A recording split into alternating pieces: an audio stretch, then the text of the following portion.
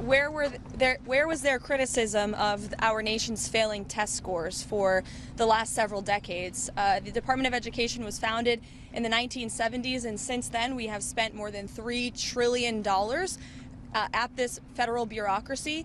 What has been the return on that investment for the American taxpayer? Levels that are less than ideal, less than proficient.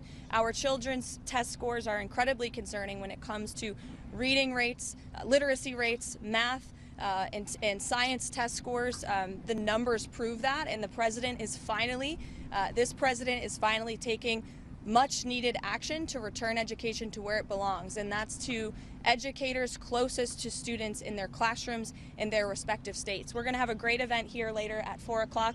There will be students here, teachers here, parents here, educators, and of course governors from around the country who are very excited about taking on this responsibility to educate our nation's students. Who's going to run federal student loans?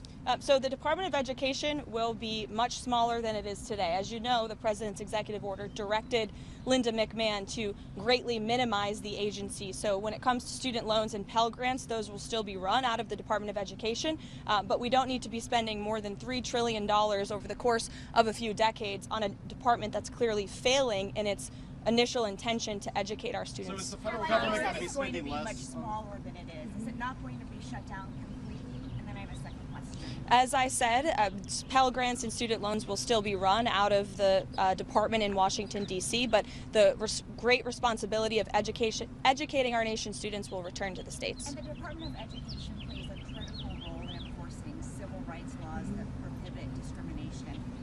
Who's going to do that now? Any critical functions of the department, such as that, will remain, but again, we're greatly reducing the scale and the size of this department. What about federal Title I funding and special education funding? Is that still going to... Same answer. Okay. Yes. Thanks, Karoline.